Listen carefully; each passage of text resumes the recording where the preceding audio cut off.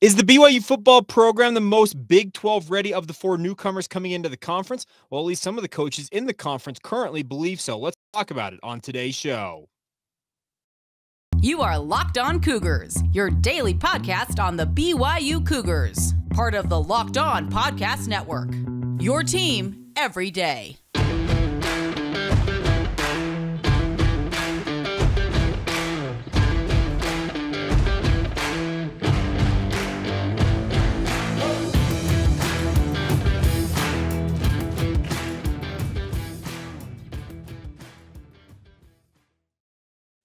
What is up, everybody? I'm Jake Hatch, your host here on Locked On Cougars, your resident BYU insider. Thank you for making Locked On Cougars your first listen of the day. Always appreciate you guys checking out the show.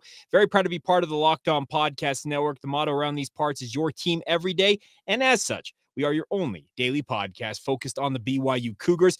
Thank you to all of you for the kind comments you guys had about our conversation with Jake Retzleff on yesterday's podcast. Apparently, I am leading the horde because the number of other podcasts that are going to be interviewing him in coming days, but it's good to catch up with him. I'm excited to have that young man being a part of the BYU football program. Look forward to future conversations with him. Now, obviously, he is going to be a part of BYU's first foray into the Big 12 conference. The Cougars getting ready to join the conference officially on July 1st, but for all intents and purposes, this is a Big 12 program. This program has been gearing up for this for the better part of 2 seasons now and doing their absolute best to hopefully hit the ground running once they enter the conference and begin Big 12 play later this fall. Interesting piece that came out, and I saw it over the weekend, so I don't know exactly. I'm going to look at the date on this when it came out, but it came out January 13th, so just on the cusp of the weekend, but I'm finally having a chance to catch up on it. I was actually in St. George over the weekend, bad weather and all. I had a family member call me up and say, hey, we've got a room in St. George if they could go and hang out. So me and my wife literally packed up our bags within an hour and hit the road and spent some time with her kids down there in St. George. So I read this over the weekend and figured we'd delve into this a little bit. Now, the biggest thing to come out of this is this was a piece done by Adam Rittenberg talking about the various conferences around the country and what the future holds in a lot of these coaches and administrators who he interviewed and polled essentially about what the future looks like for each of these programs. Now, it talks about with the Big 12, how the Big 12 is going to be wide open once again next season. I know that TCU made the run to the national championship this year. You also had Kansas State win the Big 12 title, but both of those programs lose star players from both of those teams. Texas loses guys. Oklahoma was able to rebound in Brent Venables' second year. The biggest thing for this is that BYU, according to Adam Rittenberg, and what was written here is that BYU, amongst the coaches and administrators, et cetera, that were polled as part of this, they were all anonymous. BYU is considered to be the best prepared team to go into the Big 12 and compete right away. The direct quote, BYU is seen as the program most equipped to handle a full-blown Power 5 schedule, followed closely by UCF. He also said that Big coaches, quote, expect some bumps for all 4 teams. That should not come as any surprise because BYU is losing plenty of talent in their own right.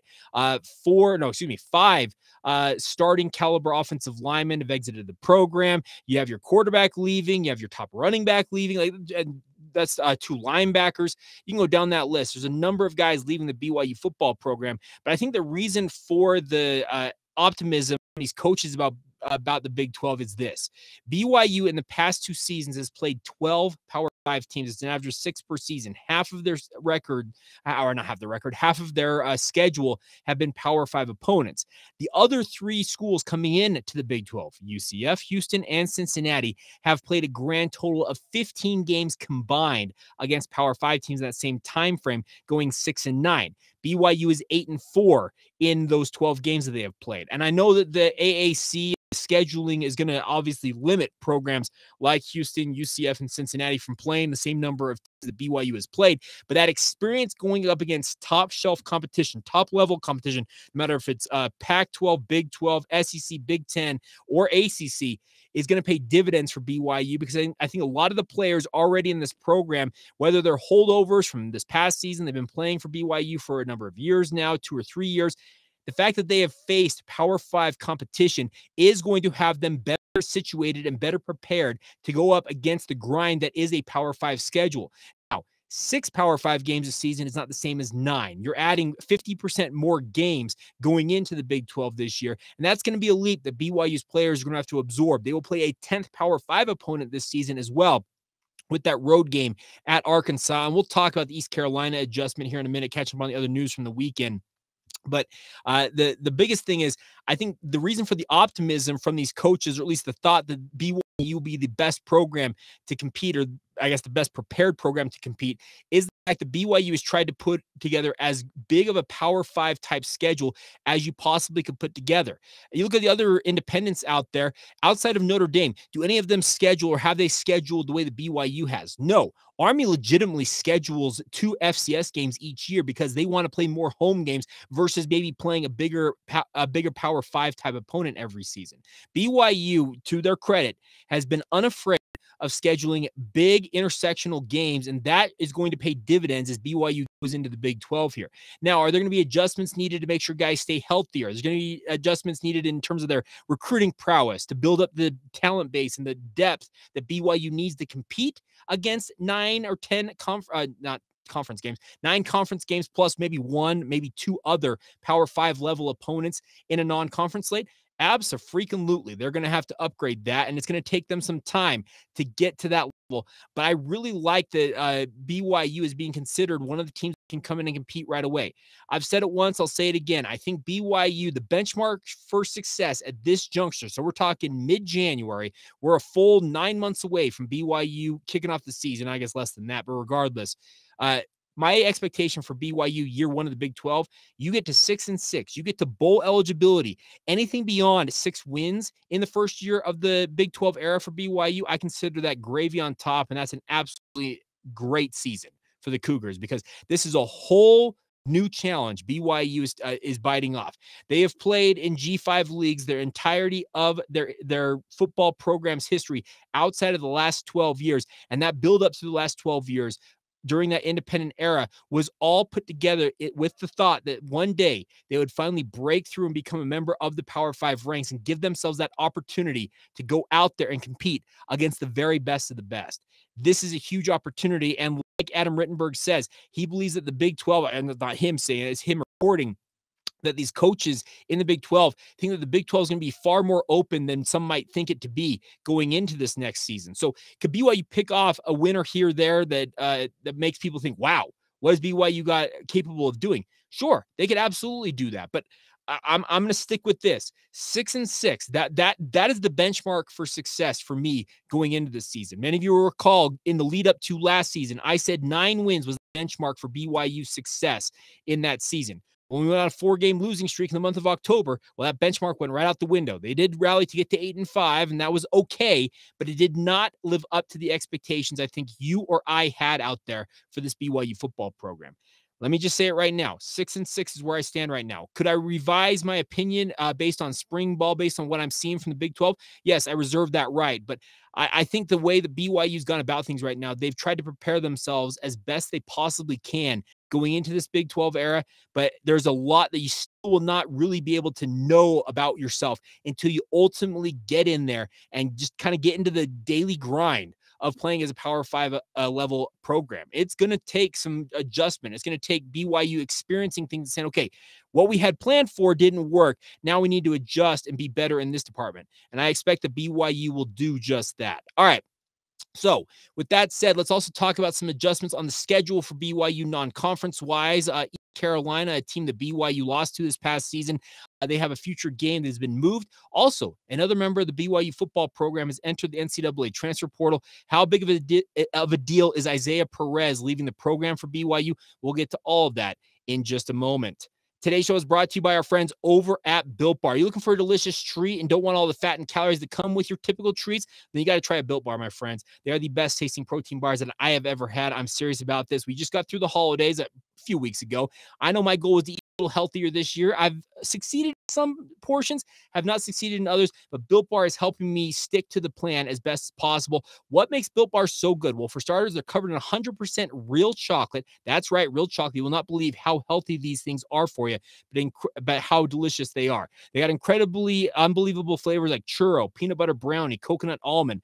My favorite recently has actually been a snickerdoodle flavor they actually did during the month of December. The best part about Built is they put out all kinds of different flavors all times of the year. So give it a shot, my friends. Their macros on these are incredible. Only 130 calories, 4 grams of sugar, but an amazing 17 grams of protein packed into each one of these bars. The best part is if you don't want to go online and have to wait for your order to be shipped to you, you can stop into your local Smith's or Sam's Club right now and get your order. They have a 4-bar pack at Smith's that's available to you guys now. Cookies and cream, double chocolate, or coconut puff, all available at your local Smith's. Stop in and get them right now. Or if you want to go to Sam's Club, run in, grab a 13-bar pack of their hit flavors, brownie batter and churro.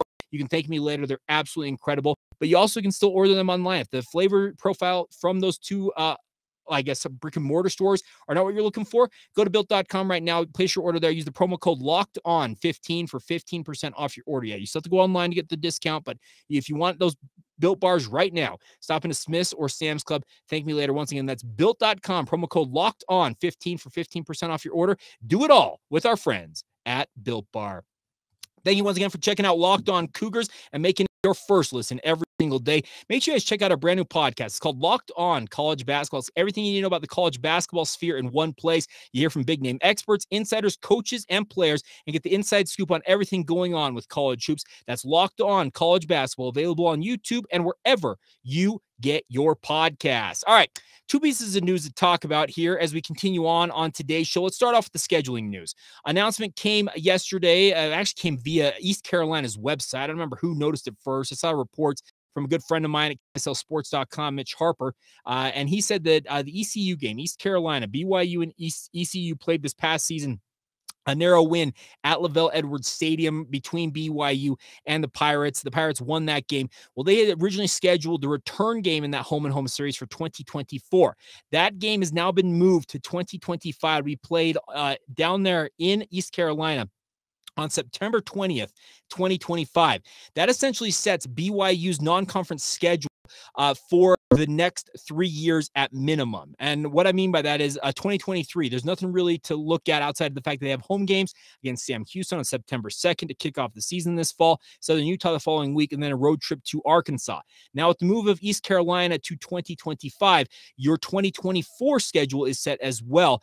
You have August 31st, a home game against Southern Illinois. September 7th, you go to Utah to resume the Holy War series against the Utes. And then September 14th, a game that I just don't get what BYU's playing, but nonetheless, they're going to play it, it looks like. September 14th, they make the trip to Laramie to take on the Wyoming Cowboys. Then in 2025, you have Southern Utah as your opener on September 6th, 2025. You have that road game at East Carolina on September 20th. And then currently it's still a date TBA on a home game against Utah. That could end up as a game for BYU, as a game that BYU plays either September 13th against Utah, but Utah is currently slated to visit Wyoming that week, or you maybe petition for a week 0 game. That's the thing about this. It could move that game a little bit, but it looks like you have your non-conference slate scheduled out for at least the first 3 years of the Big 12 era. Am I completely satisfied with it? Not really, but nonetheless, the biggest thing I just talked about is BYU is just trying to tread water right now and build a program that can compete game in and game out in the Big 12. Do you have to bite off a little bit of the weaker opposition maybe in your non-conference slate to help you out with that? Absolutely, because Sam Houston and Southern Utah, those are scheduled wins for BYU in 2023. Southern Illinois and at Wyoming should be wins in 2024. And then in 2025, Southern Utah and ECU are thought to be scheduled wins for BYU.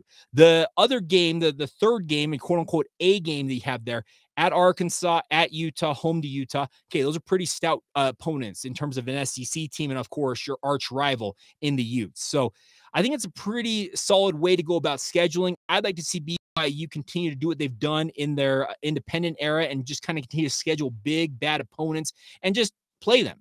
I know that taking losses is not very fun if you're a fan, but wouldn't you like to see BYU play bigger name opponents than playing the likes of Sam Houston State. Nothing against the Bearcats. It's the first game literally ever of their FBS tenure as a G5 program, but I'd rather see BYU. They canceled the series against Miami last week. I'd like to see more of those games. Now, if you look further out into the future, they've got games against Arizona. There's also Ole Miss out there, Virginia Tech, Stanford, Michigan State. So there are a number of games out there going on into the middle part of the next decade for BYU in terms of their non-conference scheduling. But you and I both know that those can change in an instant. Some team could say, you know what? We need to change our schedule a little bit. How much do we owe you on that buyout, BYU? Oh, yeah, here you go. And they can move on from it. But nonetheless, hopefully BYU will continue to schedule pretty aggressively when it comes to their non-conference slate, and we'll ultimately see where it pans out. Now, the other piece of news in terms of the minutia here for BYU football was the announcement earlier, which actually came yesterday, that Isaiah Perez, BYU defensive lineman, announced that he is entering the NCAA Transfer Portal. His tweet said this: "I want to express my appreciation and gratitude to the BYU football program, coaches, and all my teammates. With that being said," yes, the famous "with that being said, "I have entered the transfer portal with 4 years of eligibility." Check that out. That was fun. Hyundai. We're doing ads up for Hyundai here. But nonetheless, Isaiah Perez announcing he's entering the NCAA Transfer Portal. Wow, that was weird. Didn't have that ad. Expect that to pop up. But regardless, Isaiah Perez entering the transfer portal. What to make of this? Now, Isaiah Perez is the nephew of Eddie Keel, and a guy that BYU was fairly high on when he came out of high school, went to Othello High School up there in Washington, was a kind of a low 3-star prospect, according to 24/7 Sports. I thought Perez, if he was able to come home off of a mission and get into shape right away, might be able to be more of an option for BYU, but he's 3 years removed from playing high school football, was a redshirt this past season, never really did much in practice, spent most of his time on the practice squad, getting himself back into shape. And frankly, this is kind of the day and age of college football. Did he fit with the future plans that Jay Hill, as BYU's defensive coordinator, had? Maybe not. Maybe he was told, hey, here's what the future looks like for you. You can take it or leave it here. And maybe he ultimately opted, you know what? It's time for me to look elsewhere. Maybe he's looking for an opportunity just to get on the field and play, because BYU's got a glut of guys, and I don't say necessarily talent because there's a lot of bodies, but I'm not 100% convinced that the defensive line has a ton of talent on it currently, just based on how BYU's defense performed last season. But there are so many guys in that position group, whether it's a defensive tackle, defensive end, rush end, whatever the position is, there are so many bodies there that maybe Perez saw the writing on the wall and said, you know what, I just need to find a way onto the football field, and that's not going to happen here at BYU. You wish him the best and wish him nothing but success in his future. And this is a guy who had BYU family. Like I said, Eddie Keel, former BYU offensive lineman, is his uncle. I think he's got a connection to Carlos Nuno, if I'm not mistaken, as well. So he's got BYU blood in him, so to say. But you wish him the best moving forward here. I don't necessarily think this is a crippling blow for the BYU football program, but guys have to make the decisions. I believe that the NCAA transfer portal, the window closes, I believe it was January 18th, so just a couple of days away. So if BYU players have any thought of leaving at this juncture, they got to do it by tomorrow, I guess. Yeah, tomorrow, January 18th. It might even be, that might be today. Regardless, it's coming quick. Now, there will be another window opening up at the end of spring ball, and I would expect that there will be some guys that go through spring ball and realize, you know what, maybe this isn't for me. This defense doesn't work out. I'm not getting the looks I'm expecting. That may ultimately play a role in some guys leaving after spring, but I think the bulk of BYU's exits, if that makes sense, guys leaving the program right now, have come in this window. It's actually less than I anticipated originally, but I'm also looking forward to seeing what BYU's roster looks like when spring ball comes, because there will be walk-ons inevitably who did not necessarily make an announcement that they're leaving the program, just ultimately decided to move on with life. And that obviously will kind of thin the ranks in a way. It'll be interesting to see where that ultimately shakes out. But we will not get that for another month plus, it looks like, unless BYU is feeling generous, decides to update their roster between now and then. Now, I will be checking periodically to see if they actually do that, and we'll also look to see what BYU announces on signing day in terms of if they put out a roster of, okay, here's guys coming in, here's guys that are return missionaries, that type of stuff. That'll also help us kind of balance the numbers and know exactly how BYU is going about things. But regardless of all of that, wish Isaiah Perez the absolute best moving forward. Hopefully he can find a spot for himself to play and just succeed. That's the biggest thing, is any kid who plays college football, I just want them to have the opportunity to play because it's a dream come true for a number of these guys to get out there on the football field, and for them to have that taken away from them, or to have it cut short, or to not have the opportunity to live up to the potential you feel like you have it within yourself. Go out and find that opportunity if it's not working out at the program that you have that right now as a college athlete. Now, you as a fan may not be completely satisfied with how the transfer portal is working out and how it benefits athletes in a way, can cripple programs. I get all that. I get the frustration on that front, but also realize that coaches can come and go as much as they want. Why shouldn't athletes be able to do this? Regular students also have the opportunity. You can up and leave any university you want at any time. You have to give up a scholarship potentially, sure, but you have that God-given right to do that. Why shouldn't a student athlete have that same opportunity? So once again, wish Isaiah Perez absolutely the best. Do I think it cripples BYU's defensive line? By no means does it do that, but I think that it was more of a him realizing, writing was on the wall, okay, maybe I need to find another spot for myself to live out my dreams of playing college football. It's fun to be on a football program and wear that jersey, but standing on the sideline is a completely different reality than ultimately suiting up and getting out there on the football field and actually competing. All right, we'll round out today's show with some final notes on BYU basketball. Also, a really good spot for BYU athletics to be in the Directors Cup standings at the end of the fall season we'll get to. And of course, we pick back up right where we left off late last week with our look back at all 155 games in BYU's independent era. We're talking about BYU and New Mexico State in 2011 as we get close to the end of the first season of BYU's independent run. We'll get to all of that in mere moments. Today's show is brought to you by our friends over at UCCU. And my friends, UCCU is opening a new branch in Vineyard, Utah. And it's crazy to think because I grew up just a stone's throw away from Vineyard. But to celebrate, UCCU is giving away a 2023 Kawasaki Teryx 4 UTV. Vineyard is one of the fastest growing cities in the state. And I can tell you that much because, like I said, I grew up not even 10 minutes away. But their brand new branch offers all the benefits of a UCCU branch: multiple drive-up lanes, a 24-hour ATM, and UCCU's new interactive teller machines, or ITM for short, which provides all the benefits of meeting with a real UCCU professional, either in branch or right from your vehicle. It's a virtual connection to a remote teller with a highly personalized audio and video connection. So celebrate the new Vineyard UCCU branch, and while you're there, enter to win that 2023 Kawasaki Teryx 4 UTV. The winner will be announced in April, just in time for summer fun for you to take it out on the trails. Stop by UCCU's new branch in today, conveniently located right next to the Megaplex Theaters and Topgolf, or enter at uccu.com. The best part is you don't have to be a member of UCCU to enter. You don't have to be a member of the credit union, and there's no purchase necessary to get into the sweepstakes. Once again, enter to win right now by going to uccu.com to learn more about the giveaway. That's UCCU. Love where you bank. Thank you once again for making Locked On Cougars your first listen of the day. Always appreciate you guys checking out the show. A number of you have reached out and said that you've emailed about advertising with the podcast. I have not seen those emails. And Bradford, I know that you said you've emailed twice. So Bradford, I'm going to do something I've never done on this podcast, and I don't mind if you guys use this email address either. Send it to my personal email, jhatch. So the letter J, HATCH77@gmail.com. Send it to me there with your inquiries. Apparently, the Locked On BYU inbox apparently is having issues. I'm not seeing those emails popping up, so I sincerely apologize if you've reached out about advertising and you have not heard back. It's a failure on my part, and I truly appreciate you guys letting me know, especially in case of Bradford messaging me on YouTube and saying that he hasn't heard back. So Bradford, once again, jhatch77@gmail.com. And if you'd like to advertise with the podcast, we'd love nothing more than to have you guys on board with us right now. All right.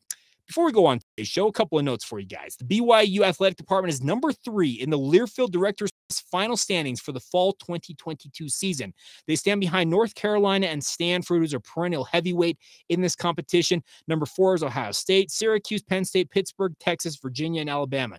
BYU is right there among the nation's elite in terms of the overall depth and breadth of BYU's competitiveness in their athletic department with the football program, women's soccer, women's volleyball, cross country. You can think of all the fall sports and how good BYU has been. Every year, BYU seems to come out of the fall season in a very good spot. And every year, it seems like in the spring sports, the hope is that they can continue to make that run. We'll see what the spring holds for BYU, but a top 10 finish once again is not out of the question. BYU's, according to the release here, BYU's finished in the top 5 of the fall standings for 4 consecutive years of competition and in 5 of the last 6 years overall. So it's a really, really good place for BYU to be. There's fall sports combined to generate 314.5 points. Men's cross country led the way with 85 points, the most of any team overall. So we'll see what happens for BYU in the spring. That's a very, very cool thing. And of course, in April, the official final standings will come out. Now, BYU basketball over the weekend took care of business, both men's and women's teams in wins over Pepperdine. Good to see BYU men not allow that Gonzaga loss to linger. Obviously, you want to see them avoid having a letdown with that type of a game. BYU women's basketball won their 6th straight with their win at Pepperdine on Saturday afternoon, 63-52 for the women. It was 91-81 for the men. 6 men's players were in double figures scoring in that game. Lauren Gustin snagged another 20 rebounds to go with 10 points for her 17th double-double of the season. She now has 6 games this season with 20 or more rebounds. It's absolutely incredible. 3 of them in a row here.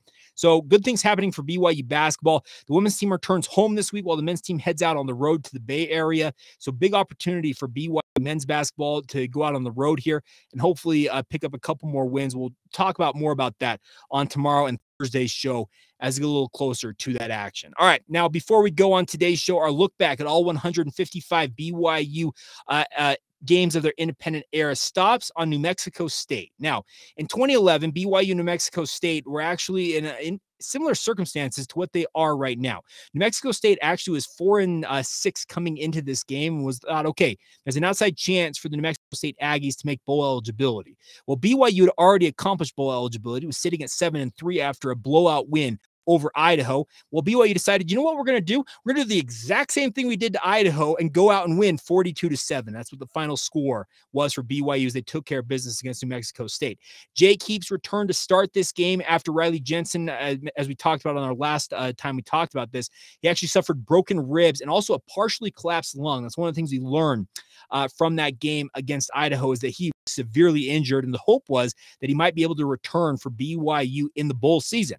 Well, as we will discover, he had a miraculously or very quick recovery and actually returned in sooner than that, but we'll talk about that tomorrow. But Jake Heaps came out early through an interception that actually gave New Mexico State their lone touchdown on the game, but then Heaps settled in, passed for 238 yards, 4 touchdowns, 2 of them going to Ross Oppo, his favorite target during his time at BYU. Oppo finished the game as BYU's leading receiver, 5 receptions for 66 yards and 2 touchdowns. Impressive stuff for BYU, all things considered, in this game because, like I said, just essentially did the exact same thing they did the week previous in their blowout win over Idaho and just carried it over to this game against New Mexico State. Now, New Mexico State was actually a better team than Idaho was overall. BYU outgained the Aggies 411-249. Outrushed the Aggies 173 yards to 90 yards overall. JJD Luigi in his final game in a BYU uniform at home at LaVell Edwards Stadium led the Cougars in rushing with 75 yards on the day. They also rushed for 2 touchdowns, those both coming from Brian Correa and Matt Marshall. His first carry and one of his few carries as a BYU Cougar went for a touchdown to put BYU up 28-7 in this game. So there's not like, and I feel like I'm doing a disservice in a way recapping games like this because there's just not a lot to talk about. But the biggest thing for BYU was with these schedules, the schedule they had in 2011, there was a lot of lightweights on that schedule. And all you really could do is just go out and win those games. So with the win, BYU was 8-3, and afterwards officially accepted their invite to play in the Bell Helicopter Armed Forces Bowl. They would be going to Fort Worth, Texas, to the home field of TCU out there, Ammon G. Carter Stadium, and they would be playing in that bowl game. They officially announced the acceptance of that bowl invite after this game, but they had one more game 2 weeks later. They actually had a regular season finale week bye in a way. BYU actually had a home game headed to Hawaii on December 3rd. Well, we'll talk about that on tomorrow's show. What do you do with a week off in late November? Well, you get Riley Nelson healthy and get him back on the football field and go have some fun in the sun down there in Honolulu. And we'll talk about that on tomorrow's podcast. So there you go. You are caught up to date on everything going on with BYU, but once again, a lot going on with the BYU football program, and who knows what is going to be happening in future days, but we'll have it all covered for you guys. One thing I do want to talk about on tomorrow's show, Jeff Hansen did a good job with this. I went and looked at some of the stuff he was doing over at Cougar Sports Insider. There should be some optimism for some of the players coming back for BYU as they kick off the Big 12 era. Why? Well, they're PFF grades. Pro Football Focus, a website that I subscribe to, grades every single player, every single play. Well, they have some interesting grades for guys that will be returning to BYU this fall. Should that give BYU more optimism, as we talked about earlier on today's show, about what they can accomplish going into the Big 12? We'll hold that for tomorrow's edition of the podcast. Once again, thank you for making us your first listen of the day. Always appreciate you guys' support, your comments, your interaction. It truly makes my world go round that you guys love this show as much as you do. Hopefully, you guys will be continuing to subscribe from many, many moons to come. But regardless, thank you once again for making us your first listen. Go make your second listen, our friends over the Locked On Big 12 podcast. It's a great way to get caught up on all the Big 12 news in one spot in 30 minutes or less. Get it free and available wherever you get your podcast. Also, catch it on YouTube with Josh Neighbors. I'm Jake Hatch. Once again, thank you for joining us. This has been the Locked On Cougars podcast. See ya.